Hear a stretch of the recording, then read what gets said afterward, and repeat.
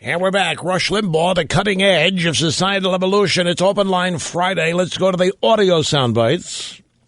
It was this morning on the Fox News channels, Fox and Friends. Geraldo Rivera was the guest. And they were talking about the case and the arrest of the former New England Patriots tight end Aaron Hernandez.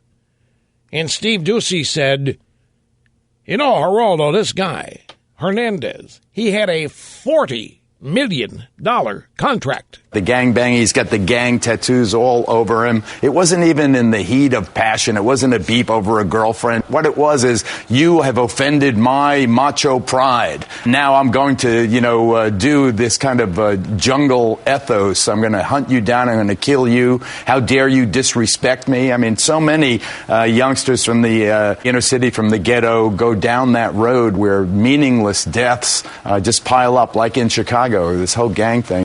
So there's Geraldo Rivera claiming that the gang mentality exists in the National Football League.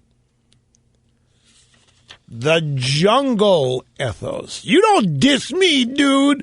I'm going to kill you just for looking at me the wrong way.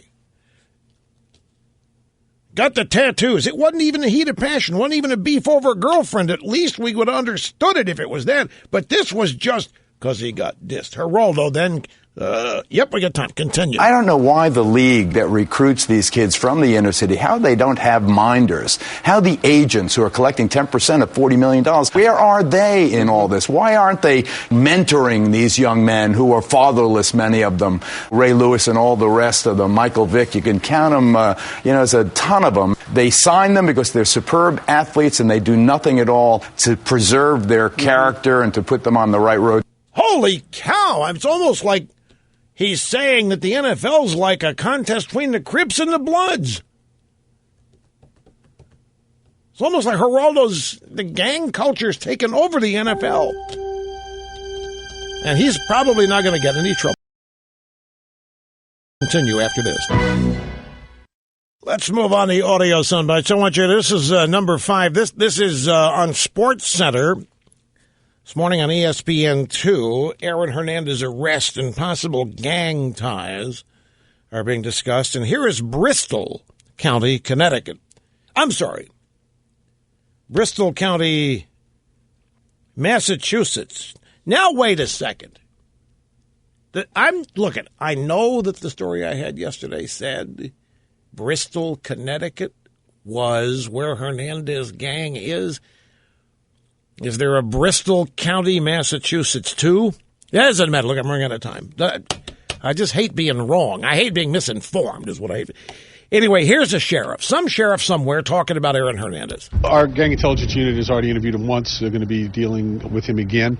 And obviously the concern around that is if, in fact, there were any affiliations with gang members or currently, we have to make sure when we place him in a unit that there aren't issues around rival gang members because we have a lot of gang people who are housed here. So that could create a security concern for us, for anyone who has rival issues. Holy cow, folks. So now they're investigating his gang ties to figure out where to put him in prison. Because there are a lot of rival gangs in there. And they can't put him in the population with the wrong gang. Or they might have a riot, another murder, mayhem, who knows what.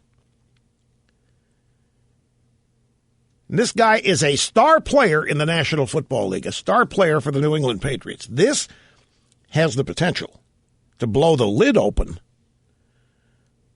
on the NFL and gangs and the whole. I'll never forget this. The former coach, University of Tennessee, a man by the name of Philip Fulmer. There was a ESPN announcer, a Ron Radio kind of guy, puker. Whenever doing Tennessee games, he'd always pronounce his name, Philip Fulmer. You know, these guys that kind of vomit their words in the radio these days. Philip Fulmer.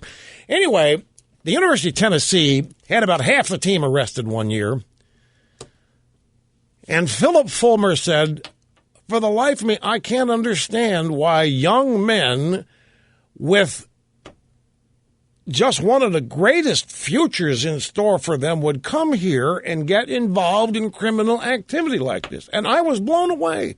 that the coach couldn't understand. I'm still blown away by it. Fulmer's a good coach, too. Don't misunderstand.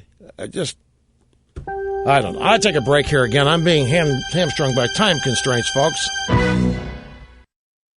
Okay, here it is. Aaron Hernandez grew up in Bristol, Connecticut, where he was a member of the gang there known as ESPN. He lives in Bristol County, Massachusetts, which is where North Attleboro is. Okay, so there's two Bristols, and we'll be back.